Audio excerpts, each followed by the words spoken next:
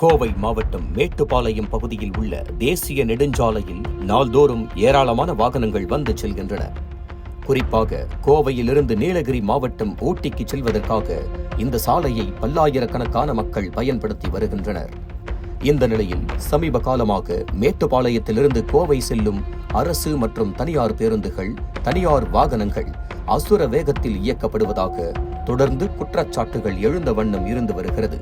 இதனால் அப்பகுதி வாசிகள் ஒருவித அச்சத்துடனேயே வெளியே வந்து செல்கின்றனர். இதனிடையே தற்போது அரங்கேறிய ஒரு சம்பவம் அனைவரையும் அதிர்ச்சிக்குள்ளாக்கியுள்ளது. கடந்த 9ஆம் தேதி 2 மணி அளவில் காரமடை அருகே உள்ள டீச்சர்ஸ் காலனியைச் சேர்ந்த முதியவர் ஒருவர் மெயின் ரோடு பகுதிக்கு வந்திருக்கிறார். அப்போது கவனக்குறைவாக அங்கு வந்தவர் வலதுபுறம் பார்க்காமலேயே சாலையை கடக்க முயன்றுள்ளார். அந்த நேரத்தில் காரமடையிலிருந்து அதிவேகமாக வந்து கொண்டிருந்த கார் ஒன்று அந்த முதியவர் மீது பயங்கர வேகத்துடன் மோதி உள்ளது. கண்ணுமைக்கும் நேரத்தில் நடந்த இந்த விபத்து சம்பவத்தில் அந்த முதியவர் அங்கிருந்து தூக்கி வீசப்பட்டார்.